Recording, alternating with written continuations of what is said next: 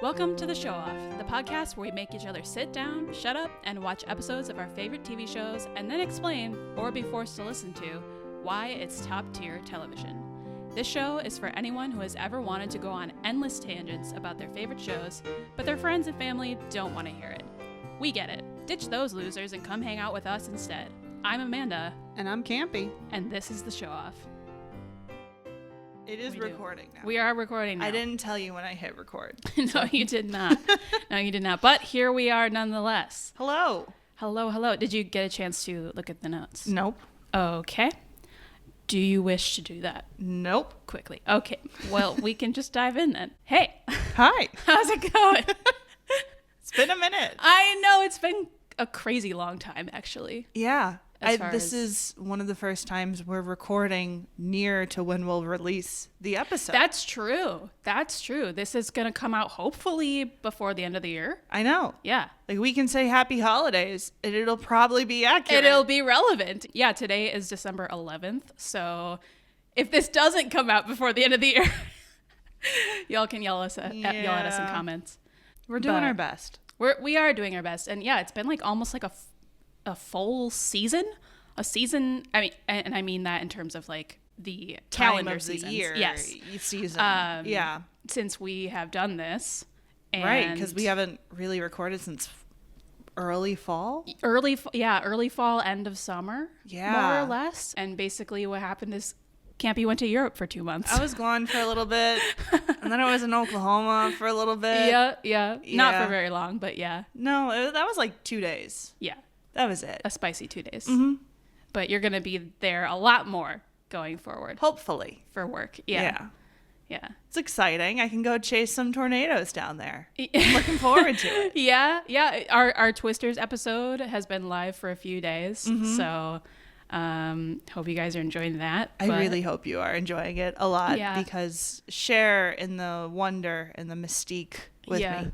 Yeah. I'll be honest, I haven't gone and listened to the published episode yet. It is on my list of things to do. I'm in kind of a busy business season at the moment. Oh yeah, you've got something quite big coming up. I'm working on a big project for my business. If you don't know, I'm a freelance copywriter, and I'm launching a community for other freelancers who have chronic illness to help them build a health first freelancer business.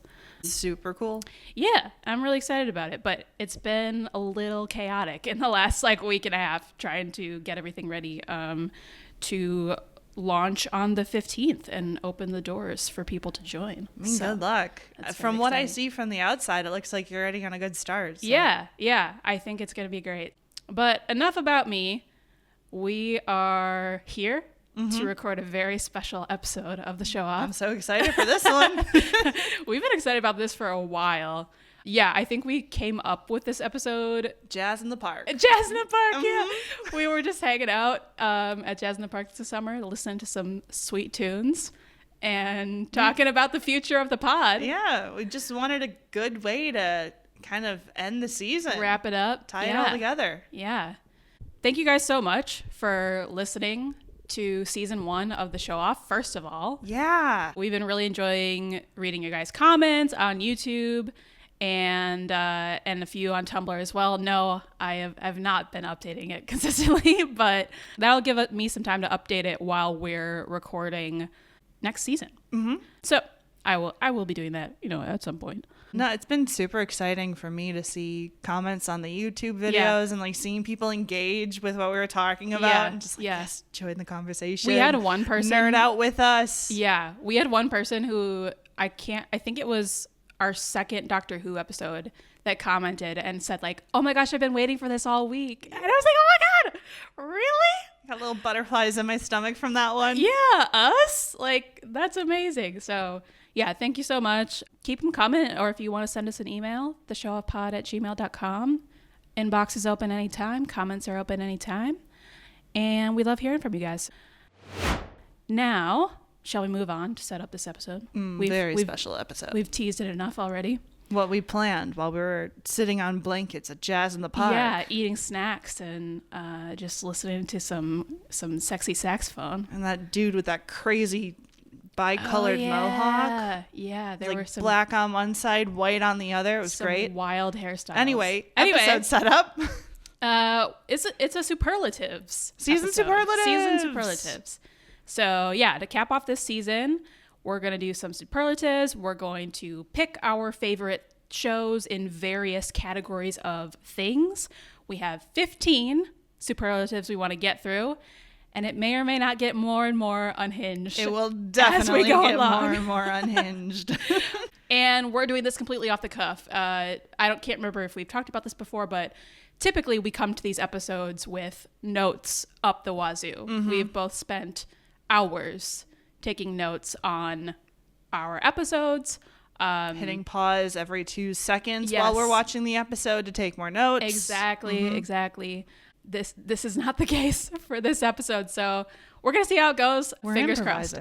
We're improvising. Fuck it, we're doing it live. Yeah, exactly.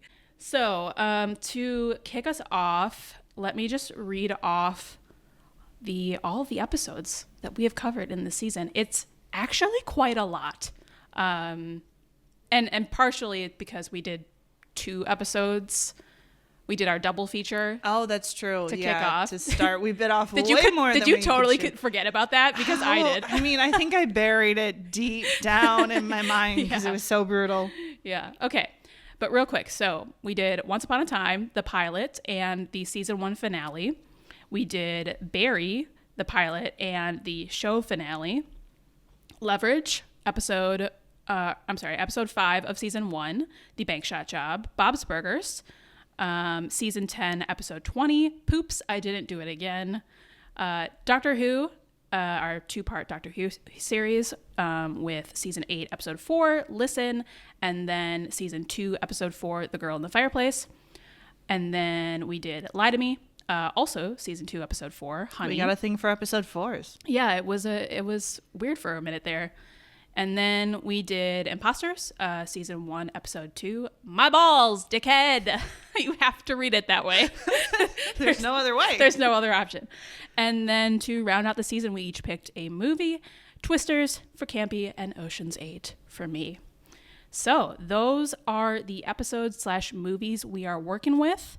So any show/movie from that list is game for this superlatives episode.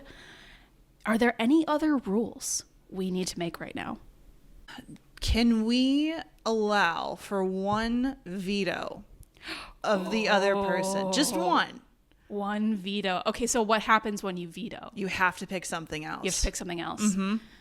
Interesting. So I think there's a superlative in here that I'm going to veto you on. Yeah, there is. You already know. I already know which one I'm going to veto you on. That's not fair. And wait. I want to see you struggle. Okay. One veto.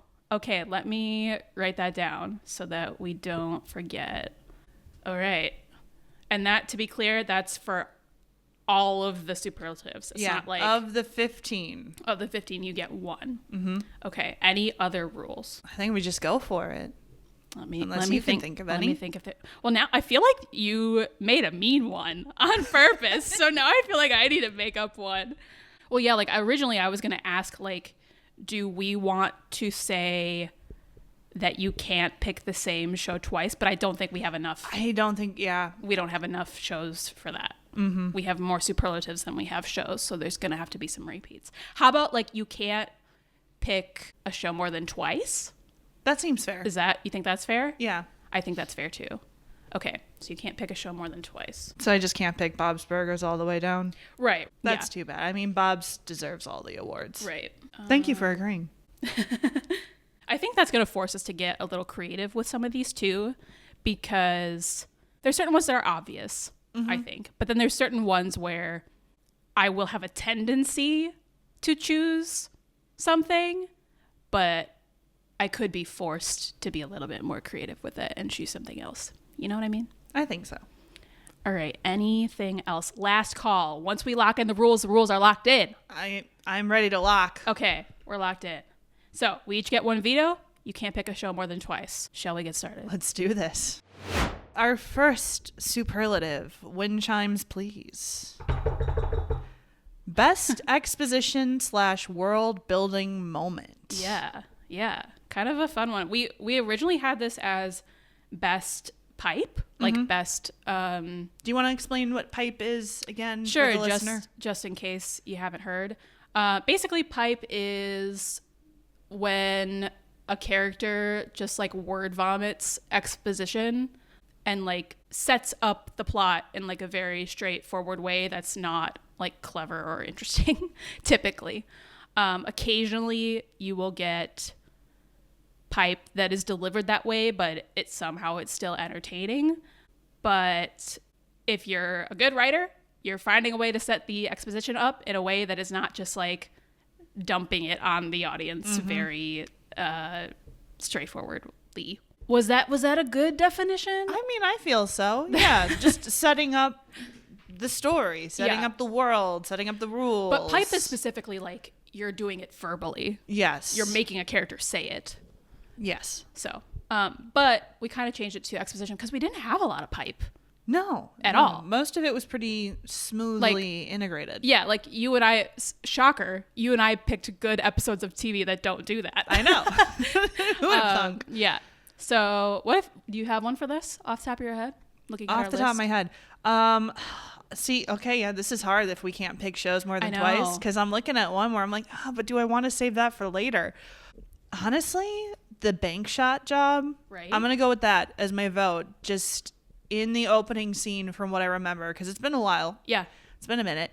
But what sticks with me is that establishing scene. Yeah. And like, it wasn't just the fact that we're dropped immediately into it. Yeah. But the set design, the lighting, everything about it just immediately sucked you into that moment. Yeah. And they like, there is no pipe. There's just immediately like, hey, we're talking. So I guess this is a weird one to pick for best exposition because there is none.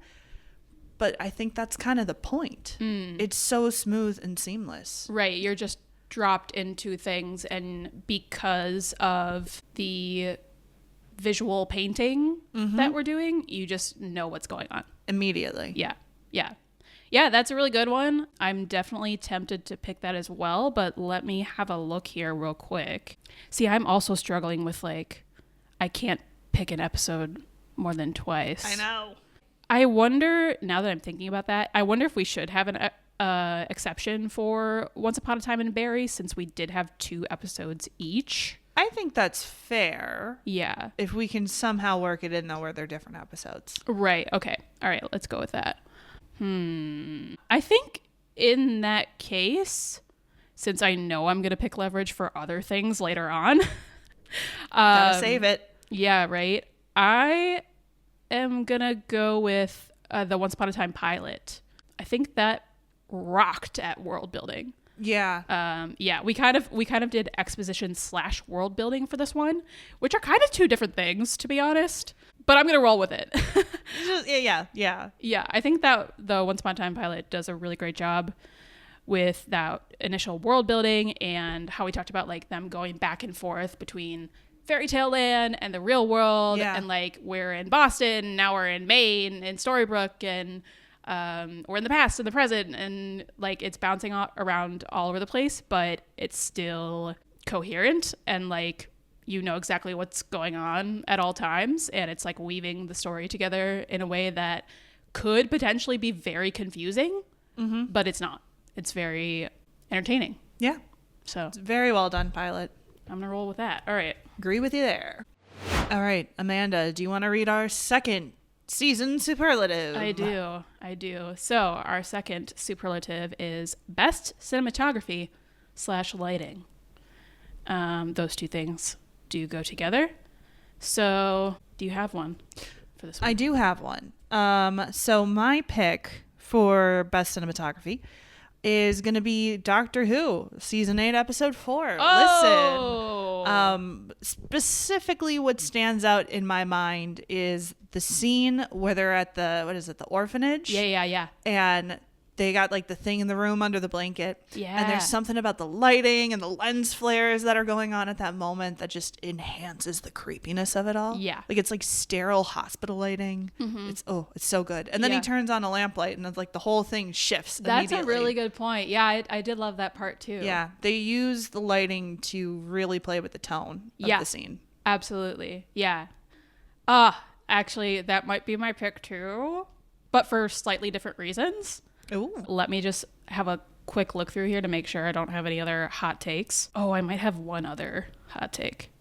I mean, you always got the hot takes. You know what?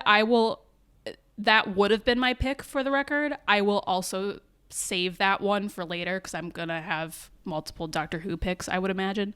I'm going to go with the Barry pilot. Oh. Yeah. Right? And there's a couple of things, I think, from that pilot that stuck out to me cinematography and lighting wise. One is the scene where he's giving the monologue and the street light you is pointed over this him. out to me. I've never noticed this before. Yeah. And that was so fun to me of like, oh, they're using the street light as a spotlight.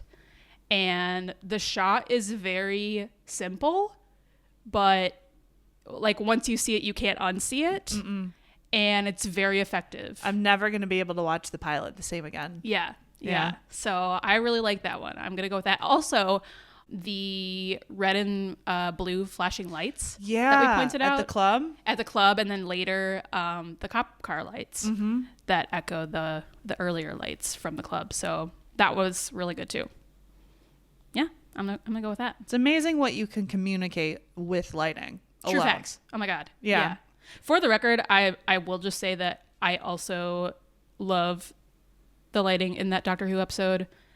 Just kind of the whole episode. Like it goes off. It goes off. And I think, as I mentioned in that episode as well, I love 12's TARDIS and 12's TARDIS lighting and the atmosphere that creates. That's my favorite. Yeah, there's a lot of great moments. I'm just picking out the ones that still stand out in my memory. Right. But no, that whole episode, from what I do vaguely remember, goes hard. Yeah, it goes really hard. Yeah, it pulls off that like creepy horror vibe, but it's able to switch. Like, I feel like 12's TARDIS always struck me as very warm, like lighting wise. Yeah, and it like really balances that like orange blue trade-off. You know what I mean? Yeah, I do. Yeah. And that orange blue, I don't know. That's just it's so a very good. Powerful lighting and like it's powerful color contrast that's actually been used a lot. Yeah. Throughout movies. It was a big trend back in the 2010s. Yeah, which this falls into. Yes. Square in the middle. Blue orange. It's literally on every movie poster. Go look it up. Yeah. All right. Moving on. Our number 3 season superlative is best set. Yes. Very tame. We're still in the tame zone. Oh, we're early. We're early yet in the episode. Okay. Your turn. You get to go first. I'll go first. Set. Oh, I accidentally wrote my name first. Best set. We've had a lot of good sets. Oh, actually, I might have like a fun one that you're probably not expecting. Oh. Let me just quick scroll through and make sure I don't want to use this in another place. Okay, I'm gonna go for it. I am gonna do for best set. I think there's a lot of options here. Honestly, I'm gonna go with Lie to Me. Oh. The interview/interrogation box. That's set, a good one. Right? I knew exactly where you're going with that. Sorry. Okay, you go. Explain. Okay, I just really appreciate that set, especially in like this category of show where, it's basically a detective show, more or less. They're not detectives, but like that's the environment. The procedural. Yeah. That's the environment we're simulating. Yeah. So I think I really appreciate that they kind of really deviated with this set from like a typical sort of interrogation room set. Because they're not police. Because they're not police, exactly. Yeah, they're scientists. Have fun with it. Yeah, they're scientists, and they set up this like box containment unit in the middle that has like a table and chairs in it for people to sit down and talk. And then, you know, there's the room outside the box where like all of their equipment is, and like they're able to observe everybody's, you know, facial expressions of whatever's happening inside the box, and they can make the walls either clear or opaque depending on whether they want people to be seeing them or not. And it's like this very like stark white, I don't know, like vaguely scientific lab looking vibe. And the really bright white light like always does good things for everyone's like acting and complexion and stuff. Like, I don't know, it makes it better. Yeah, I hear you. And I remember when we were watching, or I guess reviewing this episode and talking about it in the podcast, I even pointed out where I'm like, why does this exist? Yeah. I'm like, why? And I'm like, because it looks cool. I love it. I love that it exists, but why does it exist? Yeah. I'm so glad, that they really went for it with that set on that, especially because I'm assuming they reuse it a lot throughout the show. Every episode, basically. Yeah. So you got to make it cool. Yeah, exactly. Yeah, and like to set them apart from the cops or FBI or whoever it is. And it's a good bit of visual candy. Yeah, basically. Just fun to look at. Yeah. All right, what do you got? Ooh, okay. See, I got a quick scroll through the list as well. Okay. So this is less about set. Oh. And it is kind of set, but also kind of just the way that it was shot. She's already twisting the rules, y'all. I am twisting the rules. You can veto me if you want. Oh, I already forgot about the veto. I'm saving mine. Like I said, I know where I'm going to use mine. Oh, you know exactly where you're going to use it. Barry, the season finale, the show finale, and wow. Okay. He gets shot, right? He collapses back on the couch. It fades to black. It cuts back in. Oh. And it's a shot of him sitting on the couch next to, he's dead, next to Kusuno, who just shot him, holding the gun. And it is shot in a way where it's like you have the domestic house, right? Domestic sofa, guy bleeding out profusely. Yeah. But it's shot so it looks like you're on a set, on like stage. A play on a stage.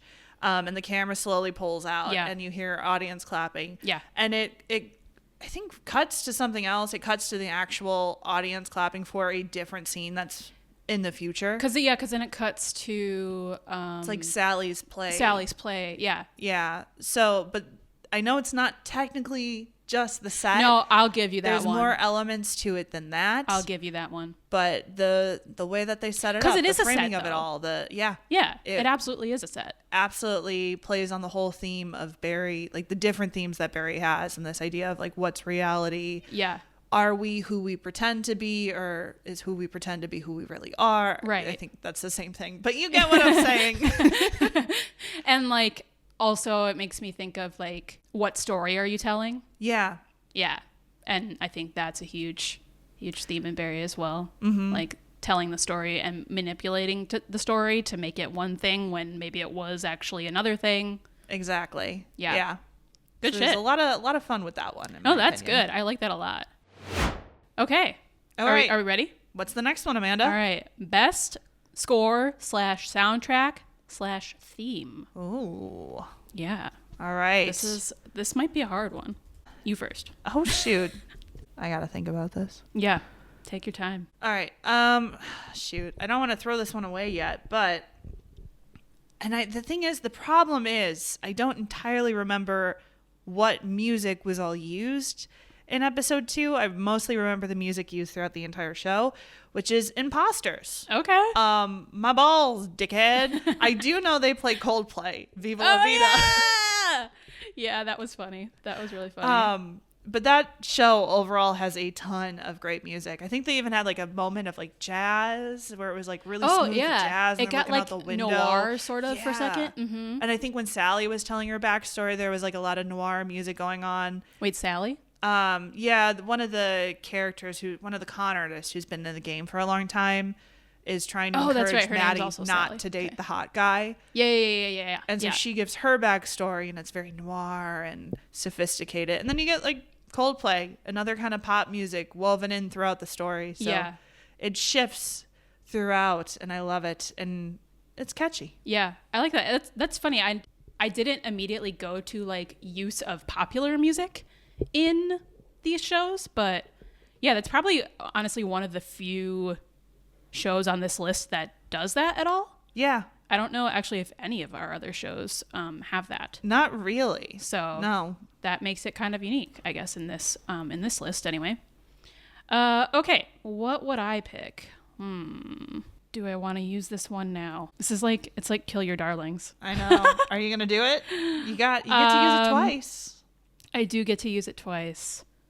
I think there's honestly, I feel like there's kind of no other option. Well, there's one other option. You can also pick best theme song. Oh yeah, theme song. What's it gonna be? Okay, I'm gonna go with it. I'm gonna go Ocean's 8. Oh damn! Yeah. Okay. Yeah. I mean, the iconic Oceans music soundtrack. It's not exactly the same as original Oceans, but they riff on it. You know, heist music always gets you pumped. I mean, come on, Gets like the blood flowing. It's just really like if I had to pick to like a soundtrack that I had to listen to from this whole list of stuff, I would probably pick Ocean's 8 soundtrack. Yeah, it's a good choice. And now that I'm talking about it, they also use quite a bit of popular music in the movie, including a song called Best Friend by Sophie Tucker, and that shit slaps. I've been listening to that this week because Yeah, I've been editing the Oceans episode this week. Yep. It's real good. It's a good song. Sophie Tucker. Good. Yeah. Good artist? Yeah. Band? Artist? Band? I don't know. They're great, whoever they are. Yeah, and that song also was like all over the radio at the time that this movie came out, so I feel like that gives some bonus points as well. But yeah, I'm gonna pick Ocean's 8. Good pick. I'm surprised you picked it so early. Girl. We got more. We got more to go. All right. Okay, we may or may not be starting to get a little bit into the territory of Unhinged. I think this one's still pretty normal. Slightly. I realize though that this is kind of a twofer. It is. So do we pick two? Yeah, because they have to be from the same show. No. / movie. No. I don't know. What do you think? Shit. Because I realized we did this with another one. We did this again a little bit later, and I separated them out. Okay. Should I just separate these out? Okay, we got 16 superlatives, people. Okay, we can do them in one go. Okay. Right? All right, we can do it in one go. We got 15 superlatives, people. We can make this happen. I'm fucking up the... I don't know. I think we should do it from the same show. I think from the same show? Yeah, I think that Okay. makes it challenging. Okay, that's fair. Which definitely makes me frustrated because I had a pick for best, but not for worst. Okay, we'll start off with your best. I think that's the challenge. It's like you pick your best first, and then you have to pick the worst. And then you're cornered into it. Yeah, and Shit. then you're cornered all right, into it. Okay, Yeah. People, we have the rules. So what we're going to do, I'm going to read off the superlative. We'll start with that. Our superlative is best / worst casted. Yeah. Casted, whatever the verb is. The rule is we're going to start by picking the best person we think is casted. Yeah. And then we are shoehorned into that show / movie and also have to pick who the worst casted person is. Who's the worst cast? This is hard. This is really hard. This is a hard one. Shoot. But you know who's best casted. Oh, I think I know who you think is best casted. Who do you think I think is best casted? I think you have to say it. No, I want to know what you think now. David Tennant as a doctor. You know what? That didn't even come to mind. What? I am flabbergasted right now. How did that not come to mind? Which is, that's fair because I do love David Tennant in anything that he's casted in. He's always the best choice. Always. Yeah. But no, that was not my pick. Yeah. And now I kind of wish it was. My pick for the best cast is actually going to be John Roberts as the voice of Linda Belcher in Bob's Burgers. Okay, a Bob's Burgers pick. Yeah, which is, Kristen Schaal, she's probably a runner-up as another really good pick for casting for Luis. H. John Benjamin. I mean, they're all phenomenally casted, I think. Yeah. But John Roberts as Linda, his voice and Linda, it's iconic. And the way that he delivers her lines, the way... You know what? Yeah. I mean, they literally... I feel like they wrote the character of Linda around the impression that he would do of his Jersey mom. Probably. Because if you don't know, if you didn't listen to the Bob's Burgers episode, John Roberts actually got his start or was discovered because he would upload YouTube videos of himself like mimicking his Jersey mom and like dressing up like his Jersey mom and putting on a voice, and that is the voice of Linda. Yeah. And that is essentially the character of Linda. So I feel strongly that he's best casted for that role. Now guess what? This is why I didn't want to pick it, because now I am shoehorned into picking who was the worst casted. Yep. In this particular episode of Bob's Burgers, poops, I didn't do it again. And I gotta go for the low-hanging fruit here, which is the woman who works at the aquarium. I don't even know her name. I don't even know who did it. If that counts. That is a day player. You can veto me. She reminded me, y'all. She reminded me.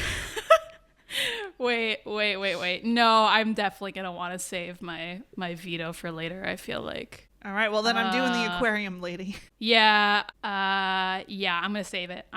Okay. Ooh. Aquarium lady. Yeah. Whoever she is, she gave like 5 names, to be fair.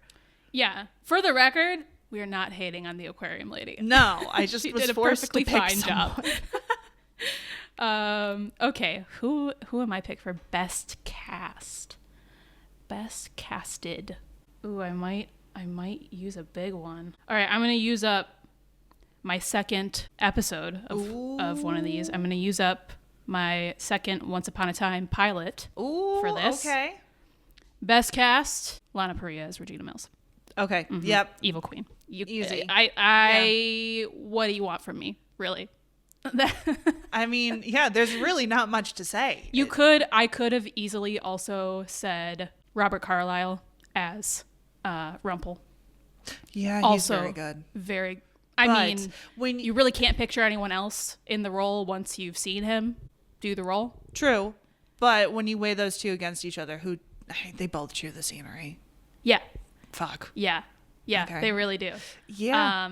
I think it just comes down to like, who do I like more? And that's Lana Parrilla as gotta Regina be Mills. her. Yeah. So I'm gonna record that real quick. All right, but now you are shoehorned in. Once Upon a Time pilot. I am. Who is the worst? Who's the worst cast? There's a lot of characters in that pilot. Who's the worst cast? Who do I want to throw under the bus?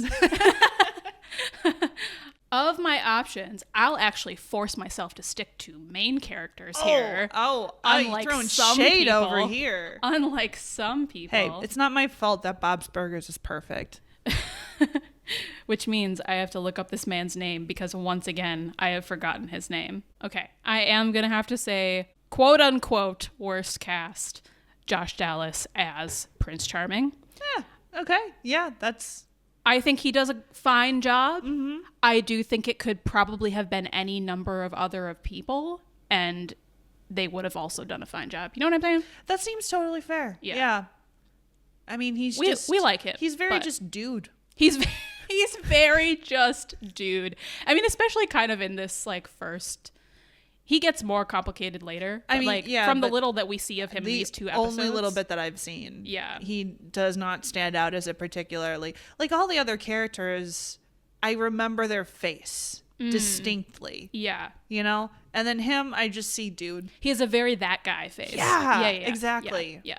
Mm-hmm. And I think to your point of like, in this era of television, it is a lot of white people that look similar. Thank you for finally saying so. I've thought through it and I'm like, you know what? You're correct. Yeah, thank you. Yeah. I appreciate the validation there. Yeah.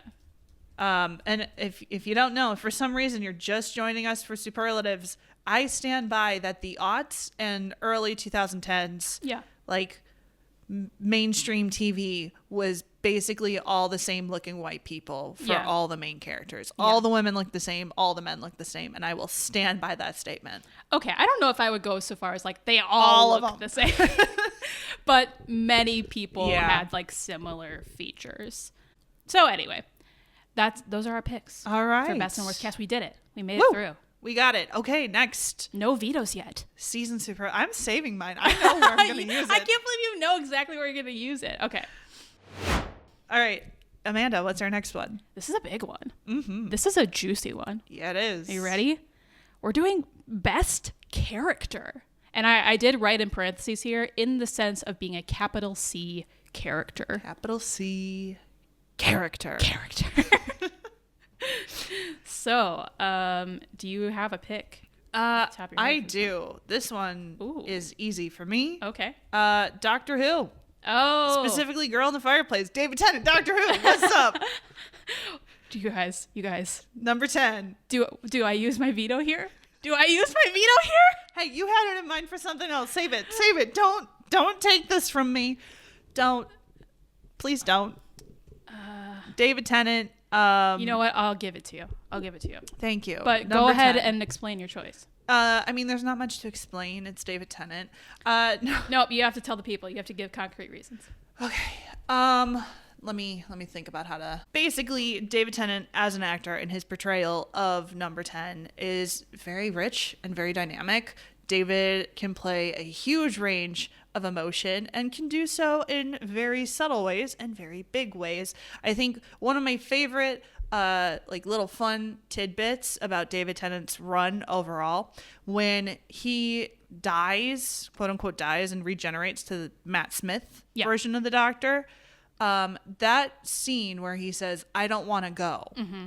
He says it 3 different ways. They took 3 takes of this. Oh. And that was it. And they were done. Oh, I don't know the story.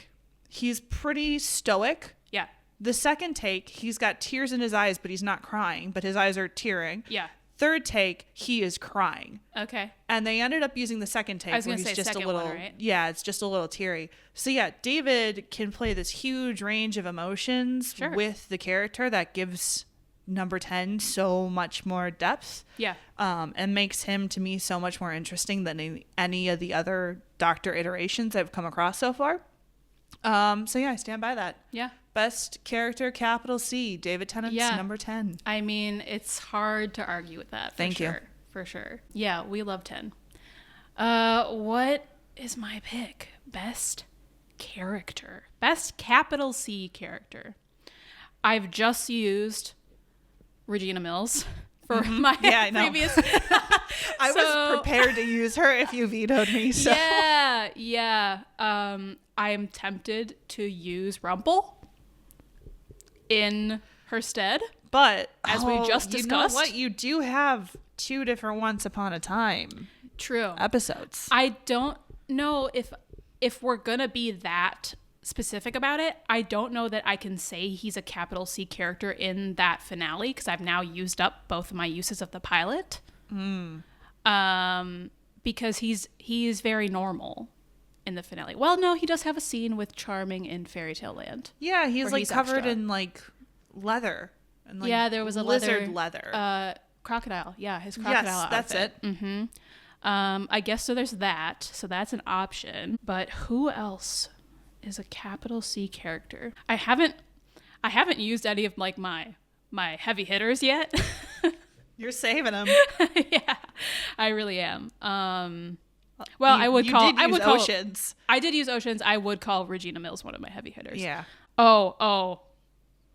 I think I might have one. I might have a different one. Oh. What do you got? Where else would I use this? Okay, I might be backing myself into a corner here, but I'm gonna go with Parker from Leverage. Ooh. Yeah, buddy. Okay. Yeah, buddy. Played by Beth Riesgraff, just in case you didn't know. Do I need to say very much about this? Yes, please elucidate. Okay, so Parker, if you didn't listen to our Leverage episode, Parker is the team's thief with a capital T. That is her title on the team. Everyone else is like hacker, hitter, grifter, mastermind. Parker is just a straight up thief. And she is by far the most quirky, I'm going to say. Little out there awkward turtle. Awkward turtle does not understand a lot of social cues, particularly at this early stage in the show. But she's really good at what she does. Mm-hmm. And like everyone else on the Leverage team, she's very competent. That competency porn. That's one of our favorite phrases, probably from this whole season of the show off, to be honest. Yeah. I think we've made it a thing now. And yeah, she, in a team of very interesting and unique people, she's possibly the most interesting and unique of all of them. Just in terms of, like, if you line them all up next to each other, like, who is the weirdest, craziest, most out there, like, most interesting, complicated, like, what the heck is going on there type of character? It's Parker. Yeah, and as someone who's, I mean, I've only seen that one episode, of the characters that were the funnest to watch, it had to be, honestly, her and, who was the dude that she was with that was also FBI? Hardison. Pretending to be FBI. When they were together, especially, I thought the dynamic there was extra fun, mostly because of how unhinged she behaved around him. Yeah. Well, she kind of behaves unhinged around everyone. But yes, you are correct. Okay. We've done it. Still no vetoes. Woo! Oh. Still no vetoes. Oh, but let's see how that goes. Oh, no. Oh, no. Okay. Number 7. Oh, no. Is this your one? Do you know what I'm going to pick? Best costume. Amanda, go first. Oh, no. You already know. You already know. Hang on. I'm sitting over here laughing maniacally because you now know I'm like, what's do coming. You already know? Is it because you've been editing this episode? Mm-hmm. She's giving me the nod. I literally was editing this episode right before I came over here. If I pick a different one and you veto, and then I pick the one I want. Oh, you can't do that. No, because we both know where this is going. Okay, well, I'll just say it then. Cate Blanchett's sparkly green jumpsuit from Ocean's 8. And I'm vetoing that. No! This is the worst. I hate this. Why do we make this rule? No! Just to watch you suffer. Okay, I've been vetoed. That's my one veto. I'm out.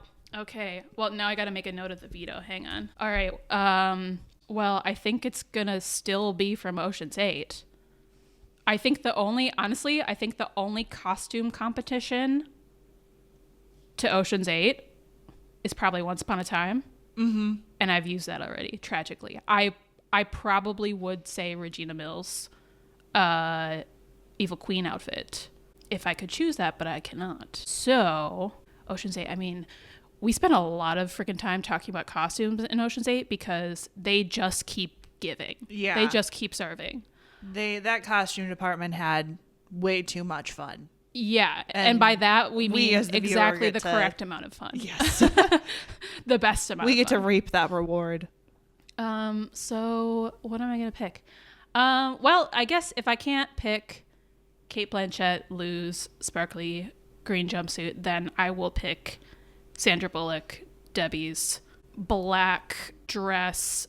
Her prison outfit? No, her Met Gala outfit. Oh, okay. I really like, and she has like a long flowy cape sort of situation. Mm-hmm. Do you remember this? But it's like black and gold. And okay. It is very classy, but also like makes a statement, which I think is a difficult line to draw sometimes. Yeah. And I mean, she looks fucking amazing. What do you want? I mean, she does. And I think, representative of her part in the heist at that point, which was to be the one on camera at all times, to be the one that's kind of standing out, but not so much that she looks suspicious. Dude, you are correct. Good pull. Her costume fits her motive. Yeah. Did we talk about that in the episode? I don't think we did. No. Nice.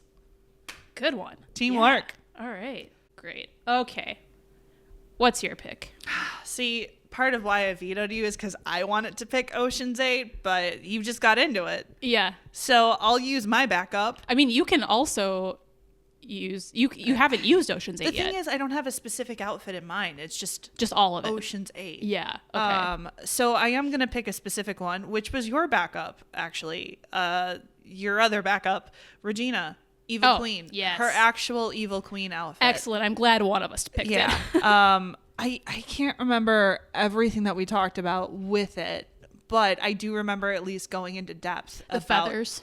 Yeah, right? There were feathers. Yeah, there were feathers. There were feathers on her. She has like a cape. It's like a motif with her. It's not a just motif. her. Like Snow had feathers, the knights had feathers, but like I remember feathers on her. Yeah.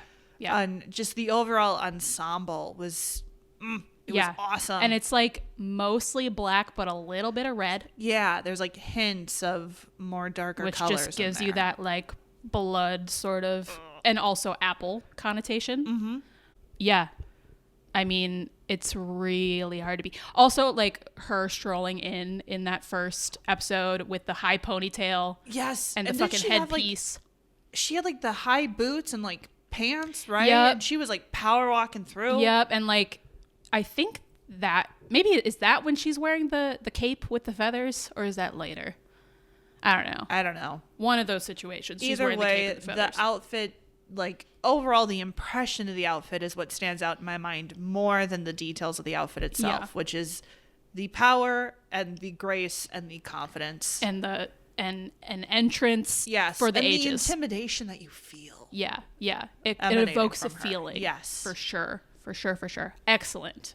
I can't veto you on that. I can't do it. I can't do it. You can't. On to the opposite end of this spectrum. Worst costume. Okay. Yeah.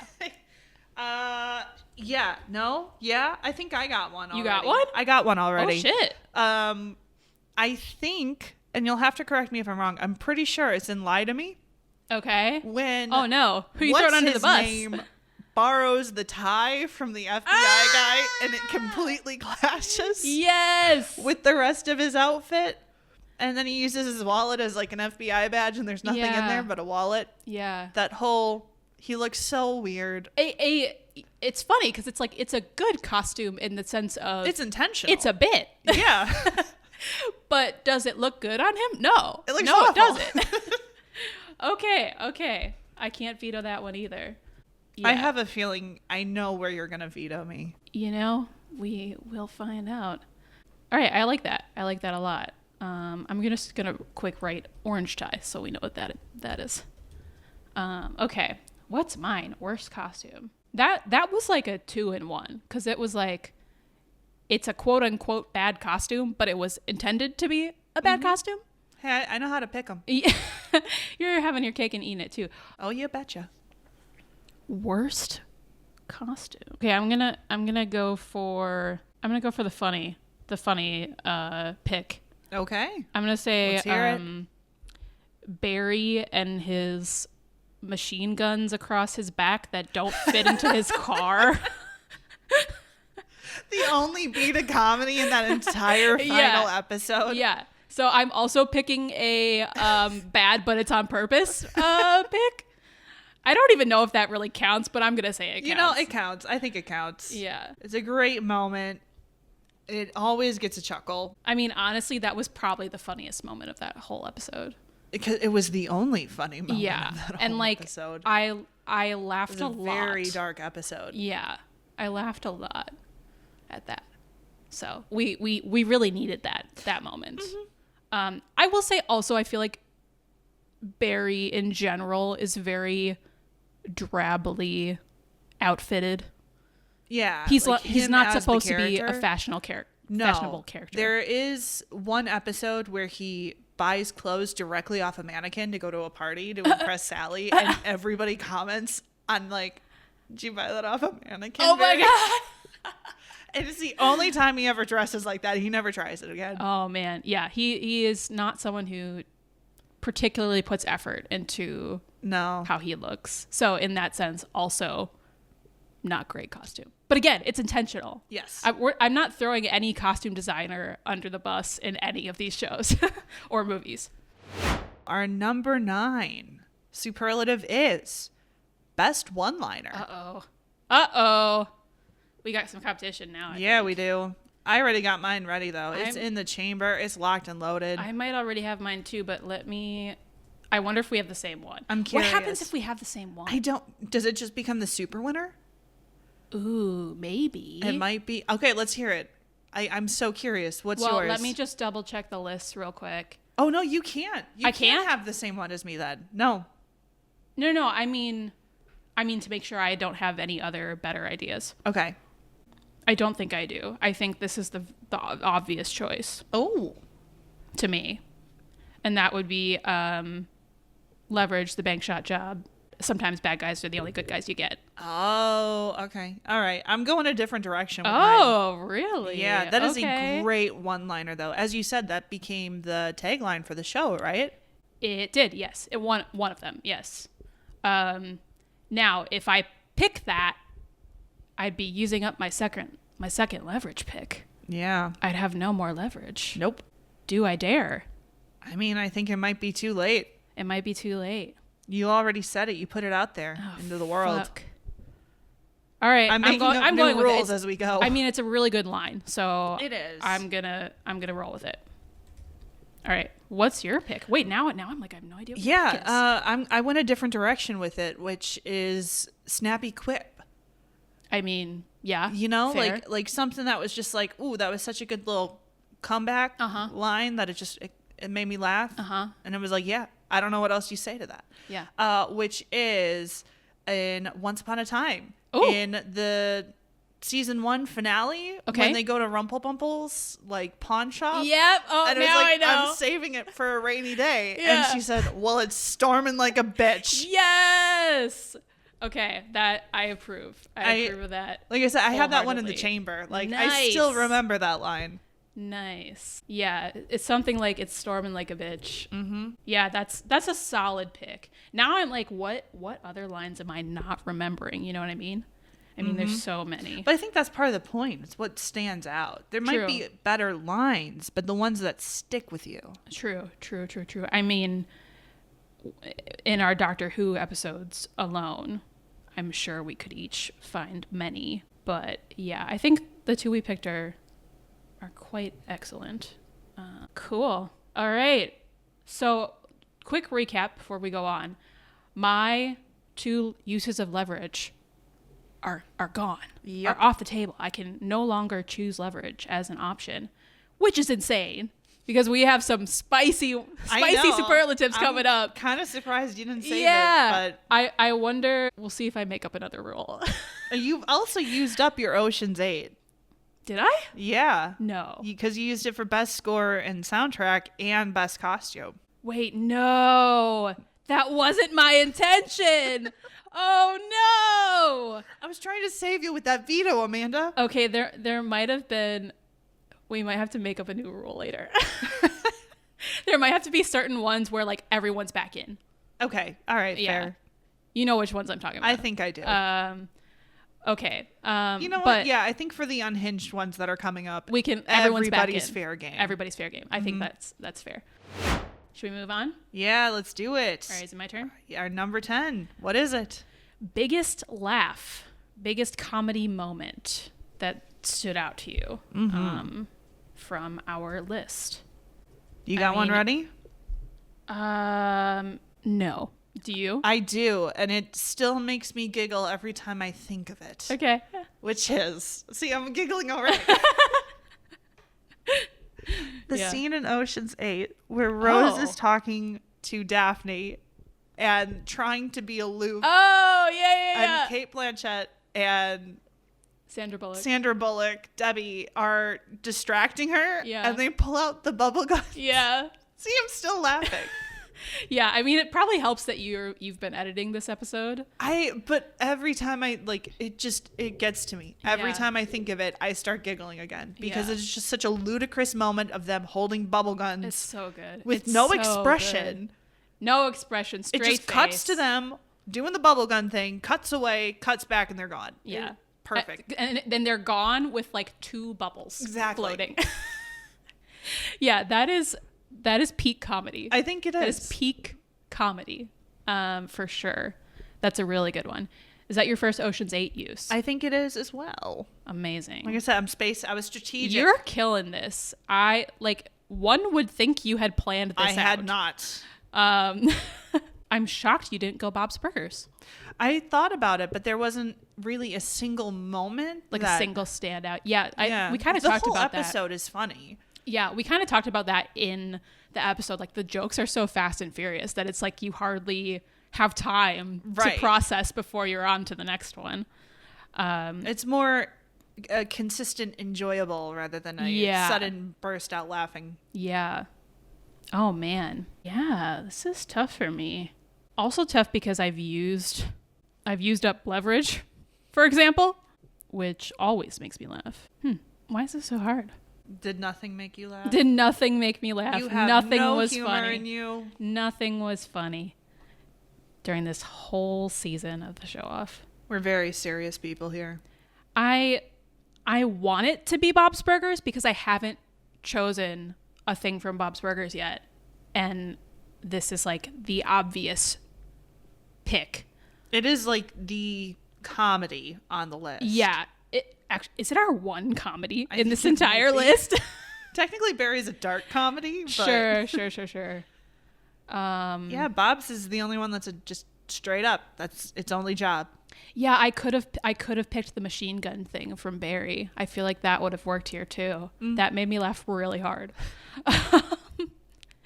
Okay, I got one from Bob's Burgers. Okay. I don't remember like any of the context around it, but it's when, I think it's when like Louise is like, she's like, the poop might be the size of me, and Gene says we respect your birth plan. Are those two tied together? Yes. Okay, yeah, that made me laugh pretty hard, I will say. That was a good one. Cool, I did it. I found a funny moment. I probably would have picked something from Leverage if I had the option to pick something from Leverage. Like Hardison listing off the ransom demands. Yeah. That probably would have been my pick. I was going to say that one had a lot of fun little quick inserts as well. Yeah, it's hard. Or Elliot saying like, "Get back in the car." It's when he's like beating up the guys and like the guy's trying to get out of the SUV and he's like, "Stay in the car." That's not like an intentionally funny moment necessarily, but no, it's good. Yeah. All right, I've used a Bob's Burgers usage, so. All right, last one before I think we open it up again. Unless think you're right. Yeah. I think you're right. Okay. So we're still not totally unhinged yet. Not yet. As we enter our number 11. This is like our transition. Yes. Superlative, I think. Yeah. To ease you guys in, to dip your toes into the water of what will soon become very unhinged. Which is pick a crew to join. Oh man.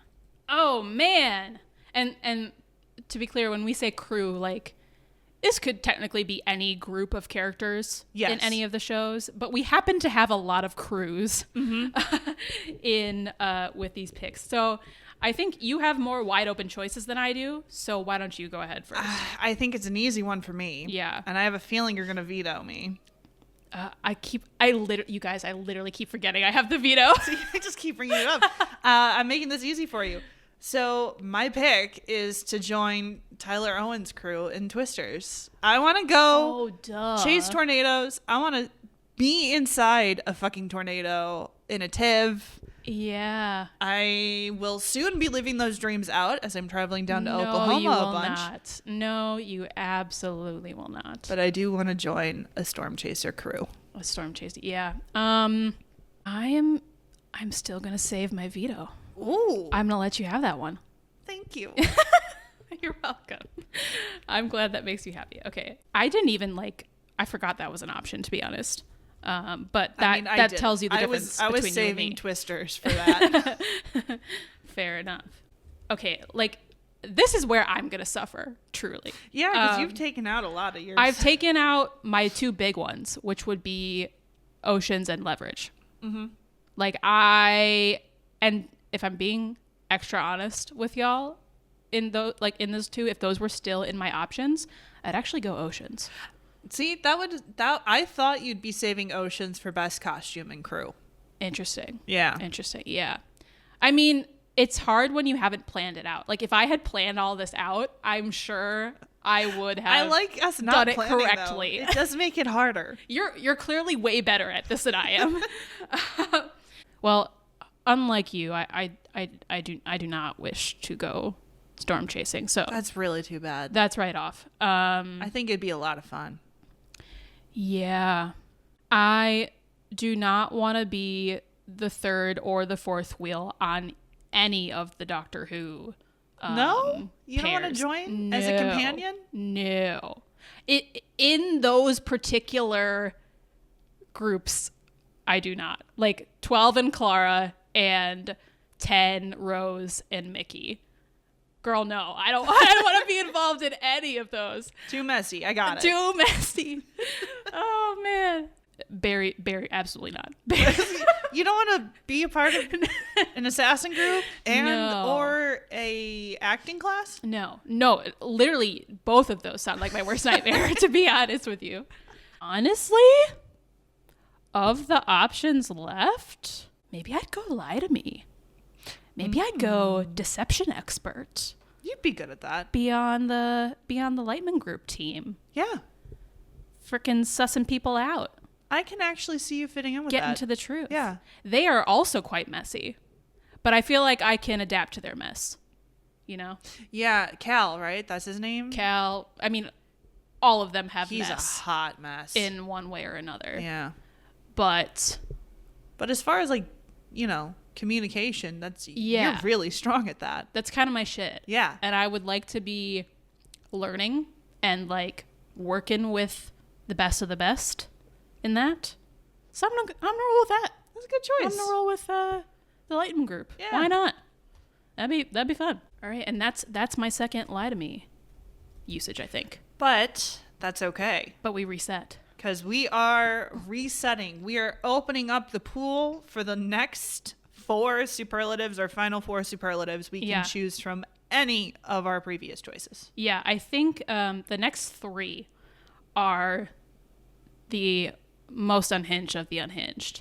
The last one's kind of a throwaway, to be honest. Hey, I know what I'm using that one on, and you know what I'm going to use. So I already know. But yeah, anyway, we've reset. All options are back on the table. Yes, number 12. I don't know why I put good in parentheses. I don't either. Were we gonna do a heroes versus villains here? I think it was gonna be we can either pick good character. Sorry, I should be closer to the mic. I think our thought process is a group of good characters versus a group of characters where you just hate all of them and you just want to. Oh. So I think the idea was to make it more challenging by picking 3 viable good choices. Yeah. Okay. Well, we'll see how it plays out. Let's go. Number 12. Character, fuck, marry, kill. Woo! And the rule for this one is we have to, in the normal game of fuck, marry, kill, you choose the 3 people for the other person to decide who they want to fuck, who they want to marry, who they want to kill. That's right. So we get to choose for each other. Yeah. So we're thinking about each other's preferences, shall we say. Okay. Do you know these off the top of your head for me? Or should we take a minute? Should we take a minute? I need a minute. All right. I need a minute too. Can't be. I'm already thinking of them for me. Okay, I gotta think of them for you. Okay, you're not you're not attracted to Tyler Owens though. No, he's not you're not into that. Okay. Ew, no. He looks like a dick. Yeah, he looks like a douche. Okay. Yeah, this is a little harder for me, isn't it? Yeah, a little bit. Okay. In case it wasn't obvious, all genders are on the table. Oh yeah. I think I got my 3. Okay, I think mine's gonna be harder, so we should do yours first, I think. Is that fair? Wait, what? Who's going first? Are you giving me the characters first, or am I giving you the characters first? I feel like I should give you your characters first. Okay. But I still have to come up with your characters. I feel like I need to write mine down before I forget. But I don't want you to see them in the note, so they're going on the end. Okay, I won't look. Man. See, the problem is, like, there's only one person on this list that I know for a fact you're into. Everyone else is like, do you just like them or not? And we're doing characters. Yes. Right. So yeah, specifically characters. dude, I don't freaking know. Okay, I'm gonna go weird with it. Yeah. I went weird with mine. You did? Of course I did. Oh no. We're in the unhinged round. What are any of the imposters' characters' names? Just go with your gut, because that's what I went with for some of these characters, because I can't remember their names either.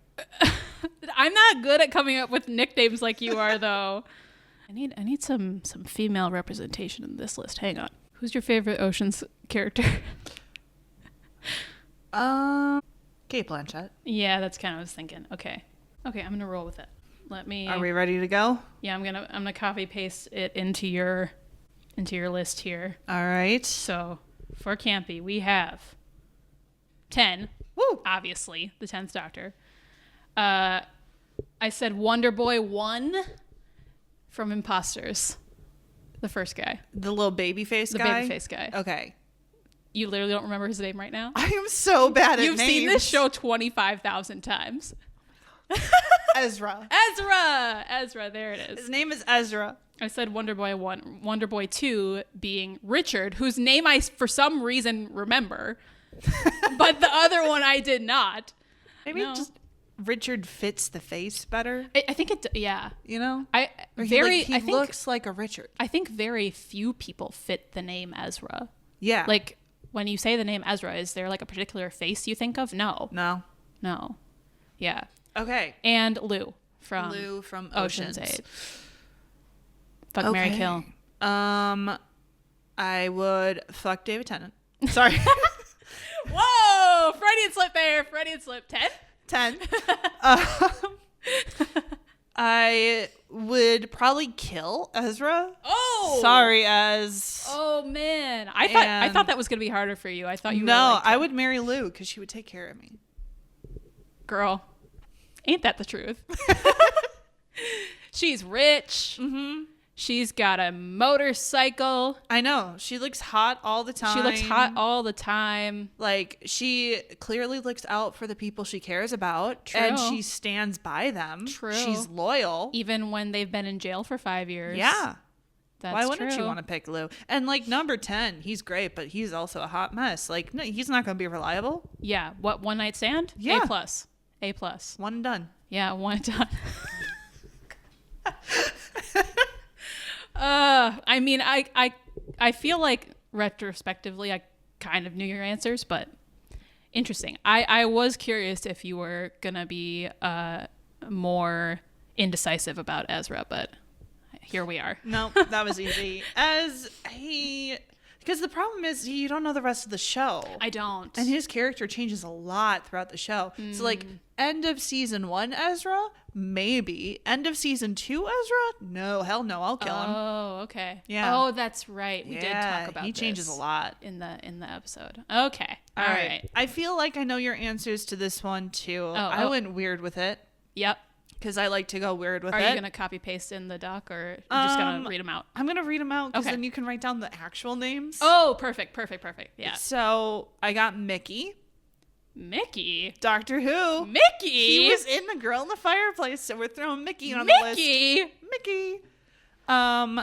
Cowboy Batman. Elliot. Okay. And then I have her in my notes as Patna from Lie to Me. Oh, Jillian. Yes. Wow. This is Camps, I hate to break it to you, but this is very easy. See, I figured it would be, but this is let me very hear easy. it.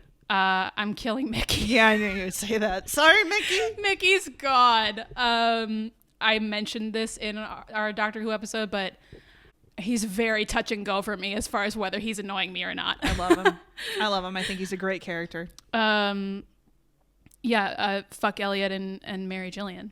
Okay. Yeah, I kind of thought you'd go that direction. Yeah, absolutely. Do you want to explain the Elliot versus Jillian choice? Elliot is a very attractive man.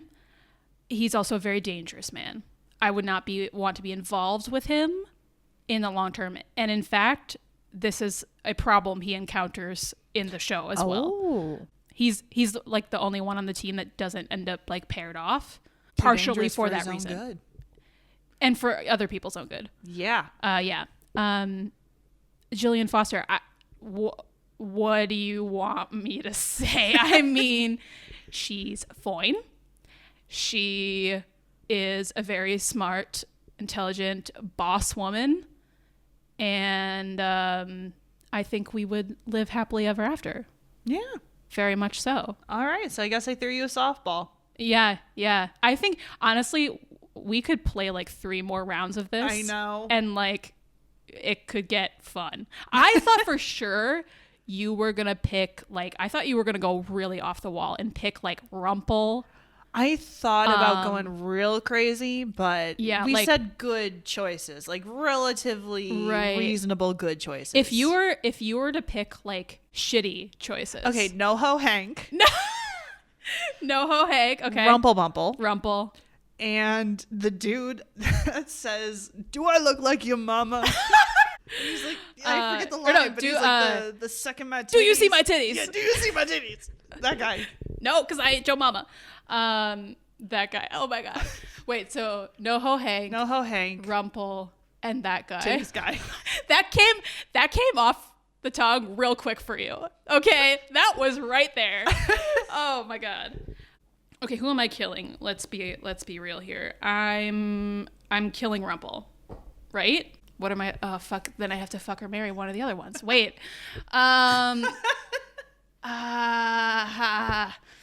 Oh man, this is rough. Titties guy is Titties guy, right? Titties guy is the one who throws it off. Okay. Titties guy, by the way, is from Imposters. Yeah. He's not just a main in case character. That wasn't clear. He's just a side character. He's very much a one-off side character. I think I still have to kill Rumple. Really? Yeah. You feel that strongly about killing Rumple? Yeah. I'm definitely not marrying him. Don't really want to fuck him either. I like if I were choosing like a strategic marriage, I could see choosing Rumple because like then he's on my side presumably. Yeah. And I do think Rumple's a good person to have on your side, but like I'm not going with that. I'm not going for the strategic choice. All right. So we have to stick kill to Rumple. your morals. Rumple is like factually the most dangerous person in this list, I think. True. Well, NoHo Hank could be up there. You haven't seen all of Barry. True. But I also haven't seen all of Once. Yes. Whatever. Moving on. I mean, obviously, varying levels of violence being able to show in these shows. Okay, I'm killing Rumple. Oh, fuck me. Oh, no. Oh, no. Oh, no. So you're still left with titties and NoHo. Yeah, fuck me. I'm fucking titties and marrying NoHo. No!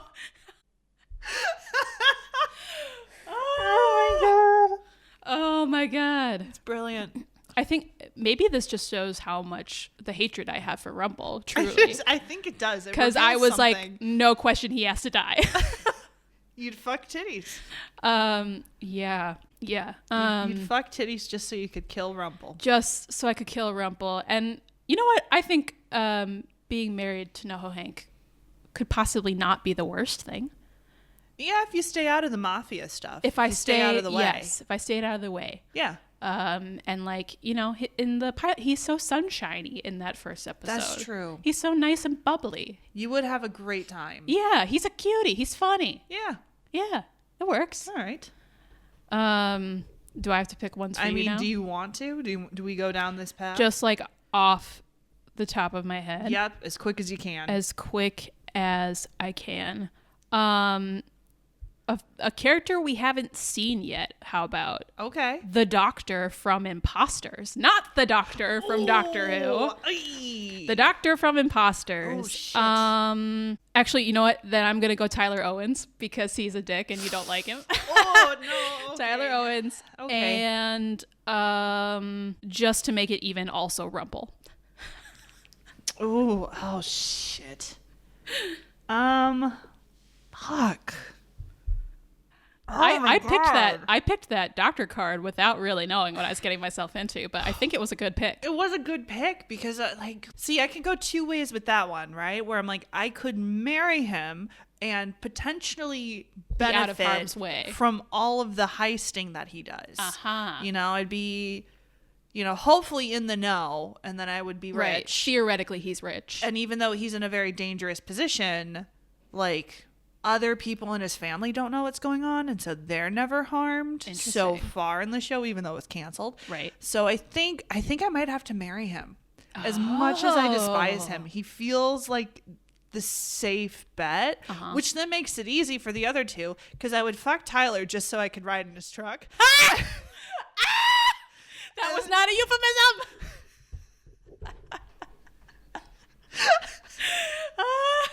And then I'd kill Rumpel. But to be fair, I do think a tumble with Rumpel might be fun. Oh, you heard it here first. Yeah, okay, I stand by that. Yeah, we would both immediately kill Rumpel is, I think, what we got out of this. This is the main takeaway. Just fucking kill that imp. Oh my God. That was a fun round. That was good. I'm glad we did that like bonus round. Yeah. Yeah, that was good. Okay. Again, we could do like 3. I'm crying a little bit from laughing. Yeah, that was good. We could do like 3 to 4 more rounds of that easily, but we'll move on.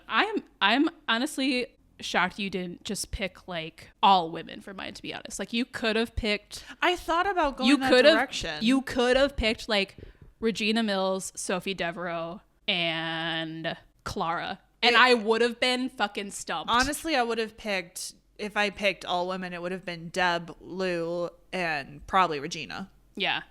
Those are also great and terrible picks. Yeah. But if you had gone Regina, Clara. I decided to show a little mercy. Yeah.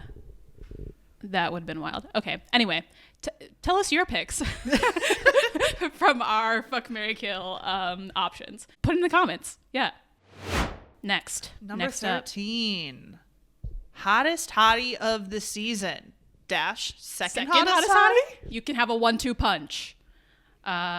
This is a wild one. This is hard. This is real hard. There's a lot of hotties. There's a lot of hotties.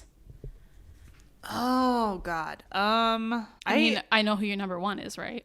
You don't. I don't. No. I'll tell you my number 1. I just assume David Tennant at all times. No, I actually don't think he's like that hot. Okay. Really?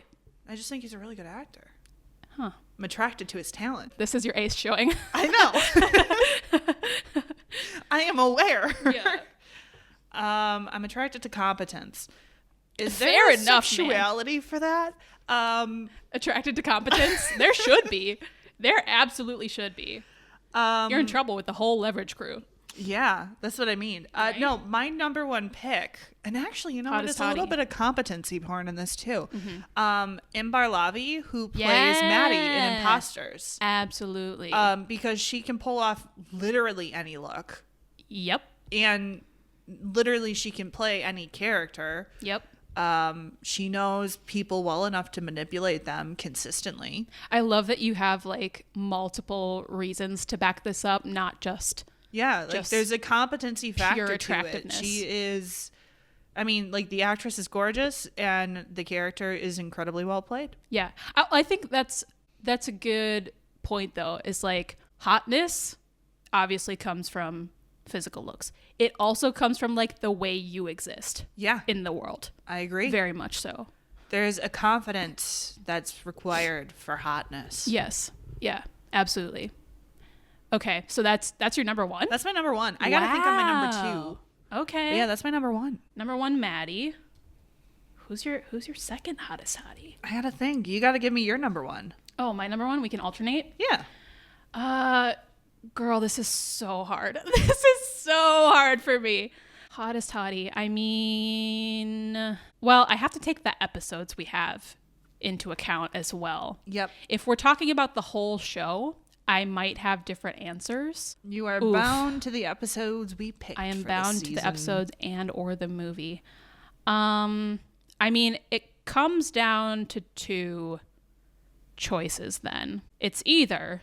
Well, good thing you well, have but then two choices. I have a second. But then I have a second. Yeah. So okay, so I'm not gonna say it. Start with your one. Start with my one. Yeah, I think once again it has to go to Regina Mills. In both versions of her. Yeah. Hottest hottie as the evil queen, also hottest hottie as mayor of Storybrooke. That's fair. She has like these two personas, and they are both hot beyond hot.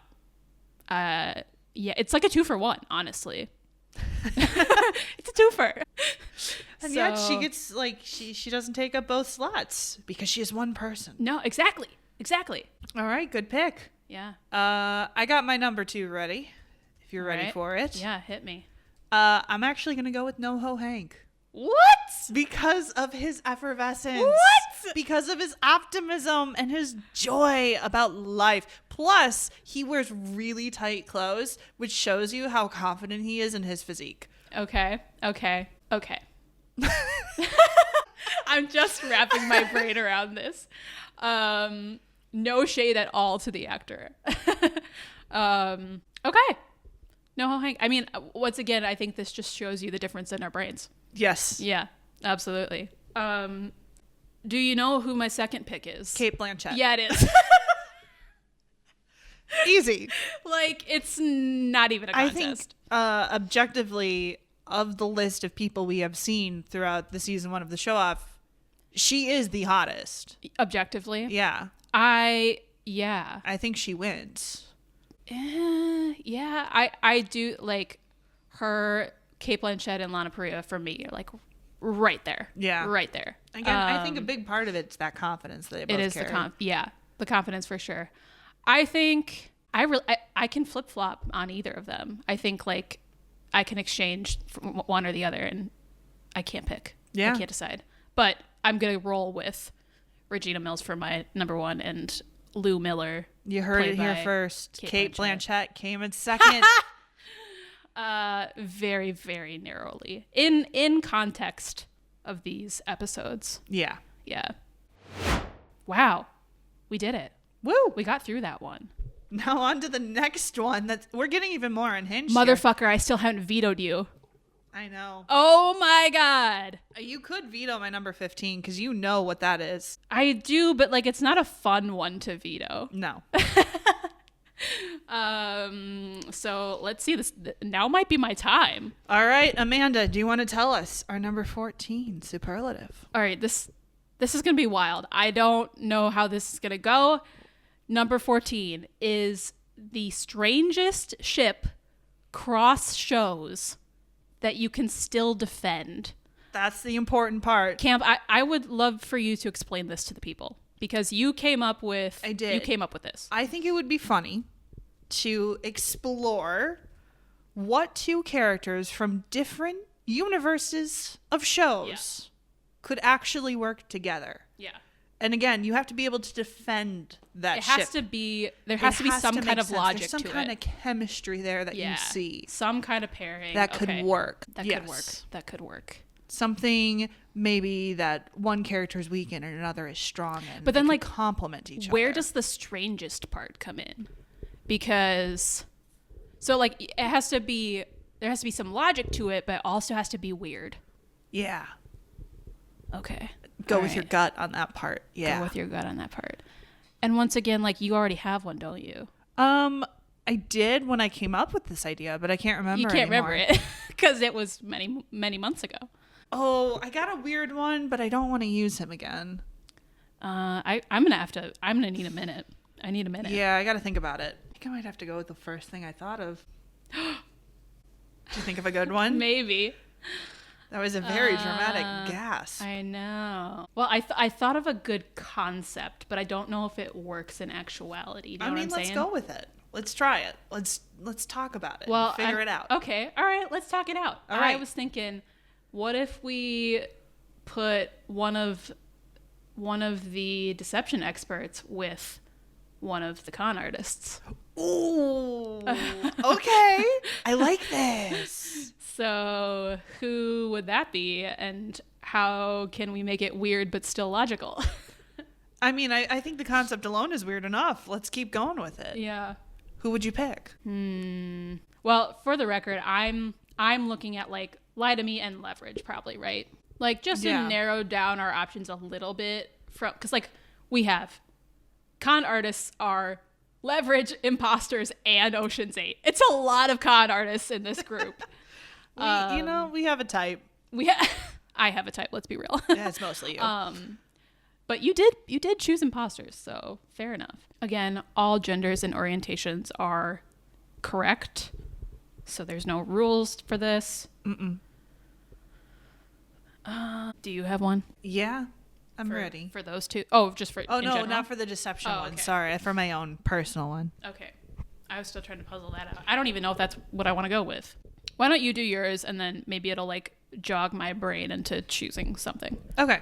All right. I'll go first. Strangest ship that you can still defend. What do you got? Still Cams? defend. All Cross right. shows. So the first choice was easy.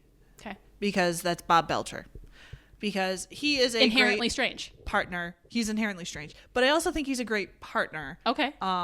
I teased this when we did our first Bob's Burger episode, which is we should do another whole episode on Bob's Burgers just talking about Bob and Linda's relationship because it's beautiful. Would love to.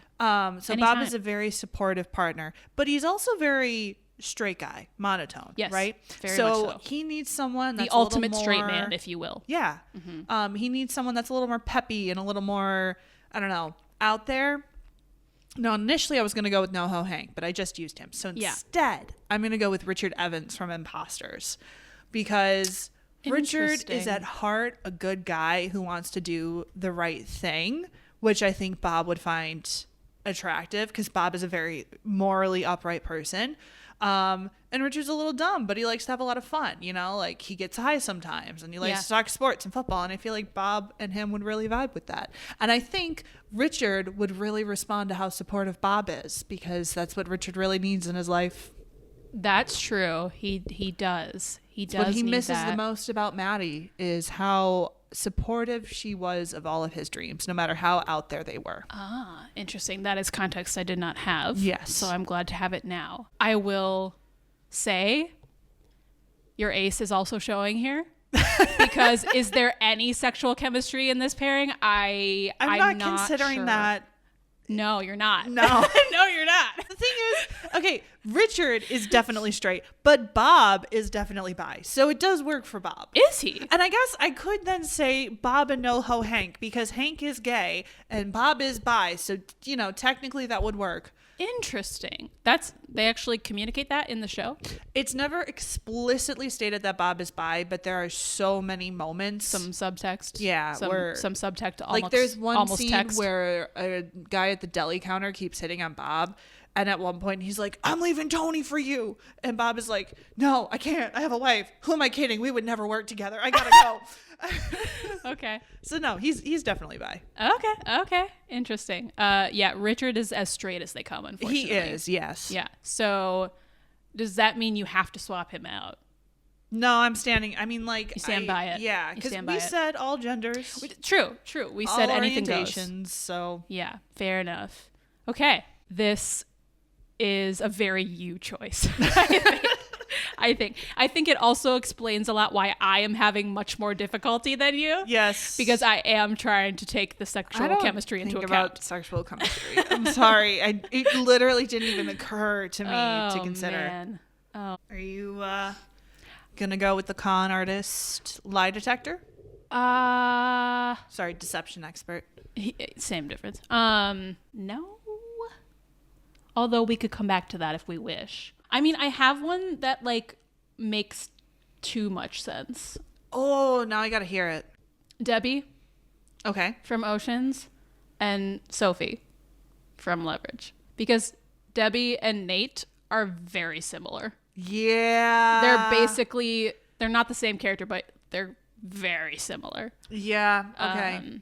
And actually I do, just for the record, I do think Sophie is very straight. Debbie is definitely not straight. So would it actually work? No. But we're not considering that. We're not considering that. So that's an option. There's That's not a lot of strong option. It's a strong option. Yeah. There's not a lot of straight like weirdness to that though. No, it just makes sense. Yeah, it just works. It just works. Somebody write me the fic. I think I still didn't veto you, by the way. No. Do you want to retroactively veto me? I might have to retroactively veto you on one of the other ones. All but right.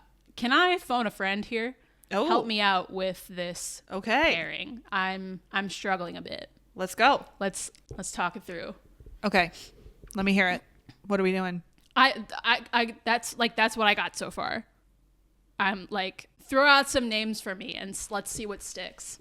Okay. All right. How about Cowboy Batman? Oh, uh-huh. Okay. And Clara. Camps. Did you just pick the one on the first go? Oh no. Oh no, that might be it. That might be the one. Oh shit. Yeah, let's roll with it. I really like You know these characters better than I do. I really like that actually. I mean, he's dangerous. She seems innocent, but she's not. Girl. Yep. Uh-huh. I think you're right. I think you're absolutely right.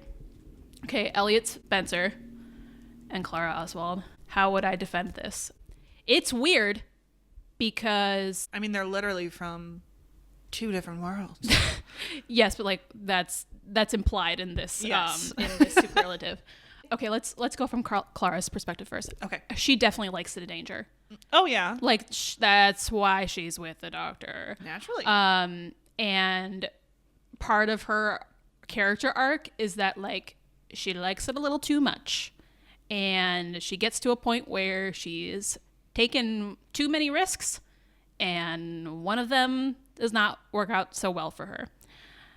So Elliot Spencer is just like one dangerous man. I mean, you just mentioned this earlier. I did. And as for his side of things, he would be into her cleverness, and obviously she's cute, she's attractive, she's Jenna Coleman. Come on now. And he would be into the fact that like she's not afraid of him. Yeah, that she can keep up with him. Yeah, and she definitely could. She wouldn't be scared away. No. In fact, like she finds his dangerousness attractive. And we have definite sexual chemistry here, I think. So, yeah, I love it. A+. Wow, Woo! dude. You just pulled that one out of nowhere. Amazing. Literally did. That was excellent. Yeah, if I was left to my own devices on that one, I think I would be thinking for far too long. I'm glad I could help you out there. I did want... Should we just go for a bonus round? Yeah. I wanted to throw Emma Swan in there somehow. I wanted to get Emma Swan with someone interesting. Who would she be? Who do we interesting think with? there? I was gonna say Tyler Owens, but that wouldn't work. Yeah, that's There's a little nothing too there. much. Yeah. It's a little too much. Oh, yeah, I'm having trouble pairing her. I with know, someone. right? I mean, she is a bail bonds person. She's a little bit detective-y. Yeah. She knows how to track people down. She is a hero type. She's got her defenses up though, because She does. She's got attachment issues, Absolutely. so she would need someone that would break that down. Okay. Someone who could break through her walls. Yeah, Ezra. I feel like Ezra. I think she's too much for Ezra. He She's too likes much for that, Ezra though. to handle. Like, that's the thing. Like, part of what, like, once he figures out who Maddie really is, he starts changing to better fit what he thinks she needs, and like it brings out a new side of him that makes him more self-fulfilled. Okay. But do I think Emma would want to be with Ezra? And I feel like he would eventually catch up to her, like get on her level and grow in that relationship with her. Interesting. And he's such a sweetheart initially that he would break down her walls. Okay. Yeah. I would just for the thought experiment of it all, I would love to see what Emma Swan would do as a companion to the Doctor. Ooh. Okay. Not as like a pairing, just like yeah. how would she play the game? You know what I mean? Yeah. That's interesting. And how would she play the game? Which doctor? Right, exactly. With, like, if you had to pick 10 or 12. 12. Probably 12, right? Yeah. That is also my gut reaction. I can't defend that gut reaction. It's mostly just because, like, because Martha was probably the most serious. I think she'd be annoyed by 10. She would be annoyed by 10, but he also would not be like, because, like, Martha was the most serious one and he ditched her right away. You know? Like, he likes people who are a little more goofy. Yeah. A little more go with it. Yeah. And she seems very more serious and straightforward and to the point. Yes. And that's not his style. Yeah. I don't know if it's I don't know if, honestly, but I feel 12 like it pairs better with 12. Yeah. 12 does lean towards goofy occasionally in his companions, but yeah, because he himself is so serious, especially earlier on. But I could see it working for the same reasons probably as Clara, which is that she won't take his shit. Yes. Yeah. There we go. She won't take his shit, but she'll back his play, when it comes down to it. Yeah. Yeah. Yeah, that'd be fun. I think that's a good pairing. I think that'd be fun. All right. Our last superlative. Our final superlative. I have still yet to use my veto. Have you been counting how many times I've said that throughout this episode? We might have to retroactivate that right. veto as well. Yeah. Okay, our number 15 superlative is a hyper-specific superlative of our own choosing to highlight something in the show that we would like to highlight. Yeah, I know what this is. Go ahead. So mine, because I was the one that was really campaigning for this, is... Well, and like it's really good because we both have different answers. Yeah. That are good answers. I think so. Yeah. Mine is best use of a piece of fruit, which would be number 10 in Doctor Who, Girl in the Fireplace, when he comes in with the bananas. Yeah. He's talking about the banana daiquiri. Yeah. And then uses that little rant to foil the robot creatures. Yeah, it's pretty good. It's great. It's pretty good. Always bring a banana to a party. Rose. Now, the thing about that superlative is that I should also mention is it is in close contention with Bob's Burgers and their use of pickles. And I know that's not a piece of fruit. Oh, well, wait. But is a cucumber a fruit? I can make this up. I can make the rules for this. So you know what? Best use of a piece of food. All right. Bananas or cucumbers. And I'm going with the bananas. Thank you. Legitimate question, though. Is a cucumber a fruit?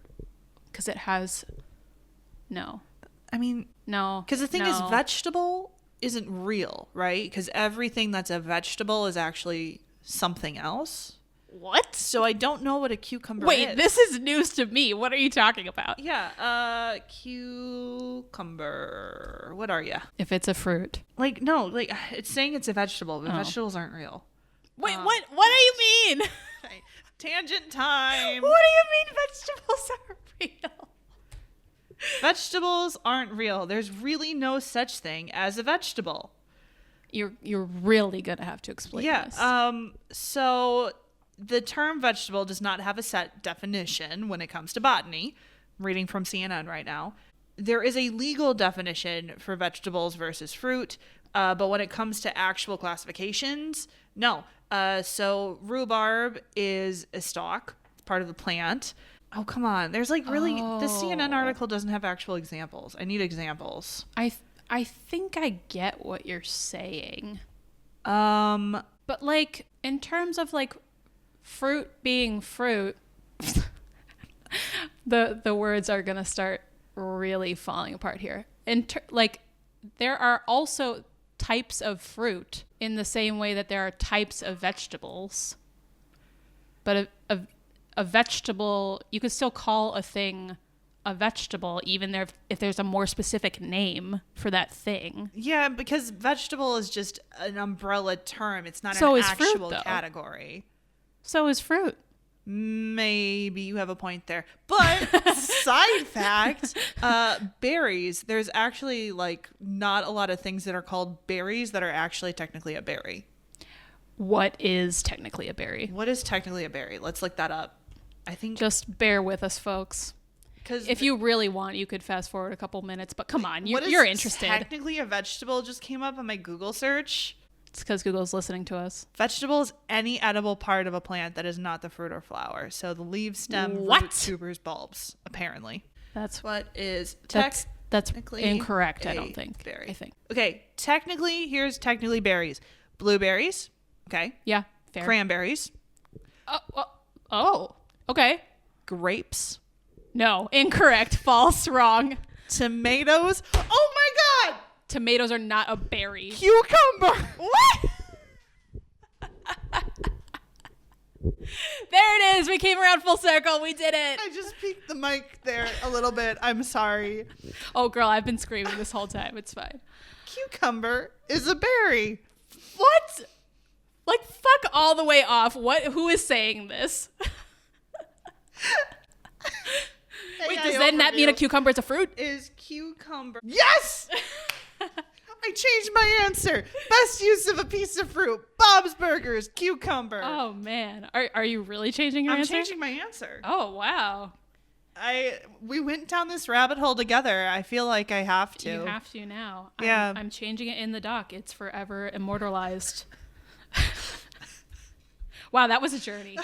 That was an adventure. Cucumber. Okay, except I have to write pickles, not cucumber. Pickles. I'm gonna write pickles. Pickles, cucumbers. From Bob's Burgers. Yeah. Because cucumbers are a fruit. You're so welcome, listener, for this wonderfully chaotic education session. I'm sure that was riveting for everyone. Do y'all already know mine? Because I have one for this too, and it's obviously one large bowl of apples in Regina Mills' study. Yeah. Which was also coincidentally my rating for the OWAD pilot. So it was. Yes. That's right. I mean, it's hard to beat that, I think, in the Snow White retelling of it all. Right. No, and the apples get used several times. Many times. Yeah. That is not the first or the last. So happy about the cucumber thing. Wow, we just went on an absolute adventure. Okay, see, I don't have one for this. Once again, just start with something that you really like from the show or the movies that you just want to call out. Yeah, and then work backwards. Yeah, one hyper-specific superlative. I have kind of an obvious one. I'm intrigued. What is it? Let me see if I can think of. I mean, it's not so hyper-specific that it's only one show. Okay. You know what? My brain's not doing so hot today, so I'm just gonna roll with it. Best con. Ooh. Okay. Best con. Oh. So we have in the running Leverage, the bank shot job, any and all cons and mini cons. Yep. Used within that. Imposters, any and all mini cons or large cons used there. Oh, nice. And Oceans, any and all large or small cons. I believe that's all of our cons. Oh, technically also Lie to Me in the beginning of the episode. He's kind of doing a con. Yeah. Okay. Are there any other ones off the top? Is Barry just constantly conning? No, it's part of his character journey. Yeah. Yeah. I think those are all of them. I got one. You got one? I think so. If you count this as a con. When what's his face little kid tricks what's her name Emma Swan. Ooh, Henry, when he tricks Emma Swan into coming into Storybrooke to kick off the whole breaking the curse. What's the line? Oh, because he cons her a little bit. She says, I'm gonna call the cops on you. Yeah. And or no, it is that because she's but I'm remembering it wrong. Oh, hold on. Let me pull up my notes because he turns it around on her. Yeah, he does. Yeah. I just have literally my notes go from introduction to Emma to he's drinking orange juice from her fridge. Okay, let me look at my notes. I'm sure I have it in here as well. I know exactly what you're talking about. But I just she's want to like get threatens to call the police, and he's like, "I'll just say that you kidnapped me. Who are they going to believe? Yeah. The biological mother." And he's like, and they'll believe you because I'm your birth mother. Yeah, that's it. And he's like, yep. And then he just helps himself to orange juice. Yeah. I call that a con. Yeah. And then eventually it somehow turns around on him and he just ends up begging her. But that works too. And yeah, I defend that as the best because it is then the, what's the word I'm looking for? I don't know. It's the domino that falls. The genesis. The genesis. Of the whole show. Exactly.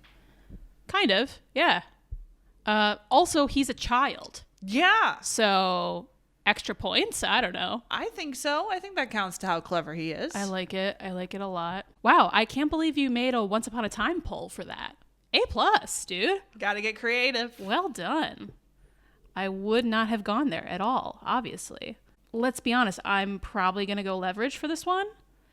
And I think I'm going to go with Hardison listing the ransom demands as a distraction for Parker to get into the bank. Yes. Yeah. I think that's the best one. I like that one. Best and most entertaining, possibly. Easily the most entertaining. Yeah. If we're not including the entire plot of Oceans. Right.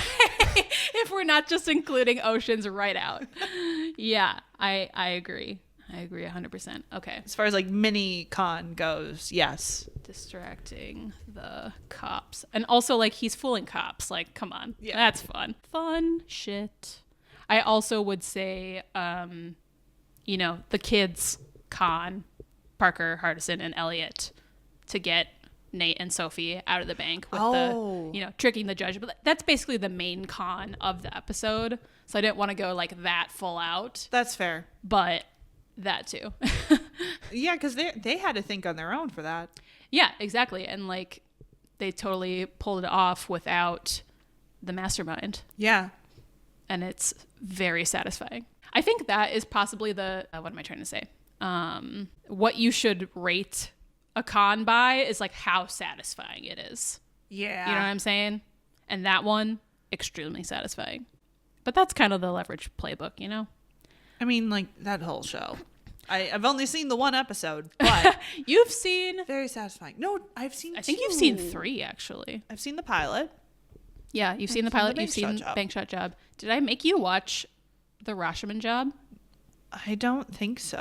Where they all have, am I saying it right? Rashomon, like the movie Rashomon? Yeah, that's what it's called. And it's like based on how they shoot it. I've not seen that one. Okay. That's definitely going to be one of the ones I show you. It's coming up. It's coming up. The show off at some point. Yeah. You're going to love it. Or just, we'll just watch it. Or just, we'll see. Okay. Retroactive veto? Oh, God. I didn't forget this time. Let's see. What am I going to pick? I am retroactively vetoing. I think I got to do it to you. No, what are you going to take away from me? I'm going to take away 10.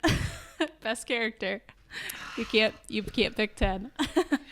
You know what, though? You let me keep storm chasing with Tyler Owens. I did. So I did. I can live with this. Okay, so I have to pick best character. Capital C. With a capital C if you can't pick 10. Oy vey. Oh, no. Oh, dear. Okay, shoot. And I can't... Finally, I made you struggle. Oh, my God. Well, I also have to take into consideration, like, what I can't use because it's been used. Oh. You know? I think most of yours, though, you have one left, don't you? Like, I don't know if you used anything twice. I think so. You did. Well, you know what? She's being honest. I am going to show some love to a character we have not brought up yet. Which is Sally from Barry. She is a phenomenal character. She is incredibly complex. I think very well written. I know most fans hate her, but... Right, you had a whole rant about that. I had a whole rant about that. It was very good. I think she's a phenomenal character and a phenomenal actress, so I stand by that. Sally from Barry. Love it. Capital C character. We love to hear it. Yeah, good one.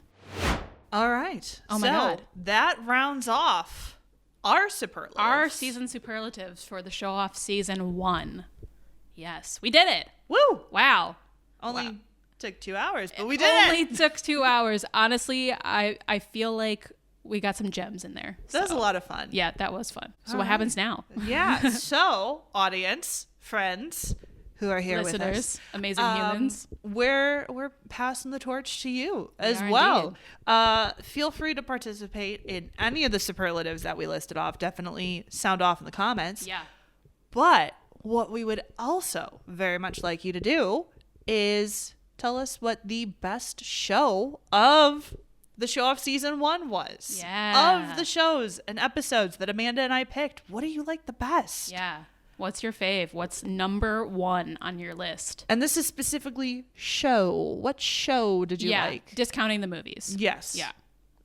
And then, sorry, I was going to be like, oh, you can pick the movies, but no, we'll just count the movies. Yeah. And then also, what was the best episode? Was there an episode that particularly grabbed you and made you want to watch the show yourself? Yeah. Or was it an episode that you were already familiar with and were super excited to hear us talk about? Yeah. Yeah. So you can pick 2 different choices for either of those, or you might have the same choice, but we're giving you some variety in there. Let us know. Yeah. Please leave a comment on YouTube, Spotify. I think you can leave comments everywhere. Yeah, pretty much. As far as podcasting platforms. If you're a little comment shy, because I am, email us. Email us. At the showoffpod at gmail.com. Yes, indeed.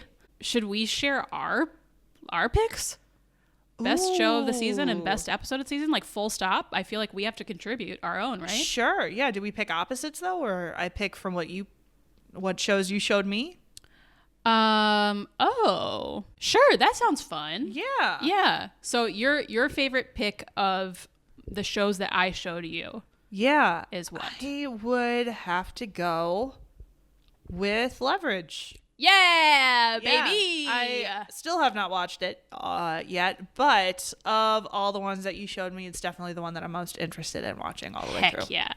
For This sure. does not surprise me. It is from the era of television that we both love so much. Yeah. It shares a lot of similarities just structurally, Within tonally. Blue Skies TV. Yes, the Blue Skies genre for sure. So that does not surprise me and also makes me very happy. Awesome. My favorite of the ones that you showed me. So my options are Barry, Bob's Burgers, and Imposters. Mm-hmm. Technically, we're not counting Doctor Who. I was excluding Doctor Who from okay. that. What's my fave? I am gonna go Imposters, which Yay! I think is also the unsurprising choice. I want you to watch the whole show so badly. And do you know what I think I will? The only problem is it's hard to find. I can just, give it to you. I know, but like I don't really like watching stuff on my laptop, Yeah. I'm not in college anymore, you know what I'm saying? That's fair. It is really difficult to find out there. Yeah. Basically every streaming service has dropped it at this point. It's slowly fading away. Yeah, I know. Tragic. Into the unknown. Yeah, I do want to watch. I am definitely intrigued enough to keep watching it. And like, from what you've told me about it, like twisting and turning type of thing, that is so my shit. I know. Yeah, you know, you get me. I know you get me. So yeah, my pick is going to be Imposters. For the record, I could also see myself picking up Barry at some point again. Although not your usual pick. Not my usual pick. It's just heavier than I would normally go for. However, I've been watching some heavy shit lately. So I've been watching Dune Prophecy. Oh. Which is a bit much in like a very different way to what Barry is. But high drama, high violent. I mean, it's sort of the Game of Thrones way HBO way of it all. Got it. So yeah. So that said, I feel like it's just at the moment my skin is a little tougher for that kind of thing. But yeah, we'll see. 'Tis the season. And Bob's Burgers, I could watch anytime, basically. Like if you throw it on, I'll watch it. Yeah, for sure. it's a good background show. Yeah. All right. What's now we have to do episode? Yeah. And same thing. Should we do each other's? I mean, is it fair of me to say the bank shot job because it's just such a good episode? See, this is the thing. Is like, would I pick any different Should we? I think this one we should open it up to all of them, all episodes. Okay, because that makes it harder. My favorite of the season is "Poops, I Didn't Do It Again." Wait, really? So, hey, it's the purple pickle episode for me. Yes. Oh shoot! Easily, because that episode of Bob's Burgers is very personal to me. Okay, it speaks to me. That's true. Deeply. That's Go true. Listen to that episode if you haven't yet. You chose it from your heart. I did. I chose that for very, very specific reasons. Yeah, from your heart or your butt, depending on. No, I shouldn't have done that. I shouldn't have done that. We're editing that out, I think. No, we're keeping it in. Okay. Also, as we previously established, it's the only comedy in this entire list, and you are a comedy girly. I am. That's true. So that also makes sense. This is much harder for me. What's my favorite episode as an episode in this whole list? I think in that case, I would go Bank Shot Job. Yeah. Just like, even if you I'm didn't, glad someone gets to vote on that one. Yeah, I think like even if you were dropped into it, hardly like not really knowing anything about the show, it is just such a well written, contained episode of television. Yeah. Like you could show that to anybody and they'd be like, damn, that was fun. I mean, that was basically me because I've only seen the pilot. Right. You had a little bit of context, but not very much. Yeah. And yeah, it just does what it does so well. And it's, despite it being like a fun romp, it's also relatively complicated. Like there's a lot going on. There's a lot of moving pieces. There's a lot of, exactly. There's a lot of moving pieces. Because each member of the gang has a different role to play. Has a different role, which is par for the course for the show. Yeah. But in this case, it's also like they're separated. 5 different moving pieces that you're trying to keep track of. I mean, if you want to go bigger, we have the 5 crew members. We have the 2 shooters. Yeah. Or and hostage takers. Oh, what's his name? We have the sheriff. That guy. The asshole man. Asshat. And then we have the cartel, I guess. Yeah. Also on the outside. The drug dealers. And the cops. Like there's a lot. There's a lot going on. Con within a con is always fun. But also like everybody still gets a little character moment. Everybody gets interesting stuff to do. And there's that one-liner, the sometimes bad guys are the only good guys you get line. Mm-hmm. Some great dialogue in there. I mean, it just has a little bit of everything. Yeah. Yeah. So that'd be my pick. Perfect choice.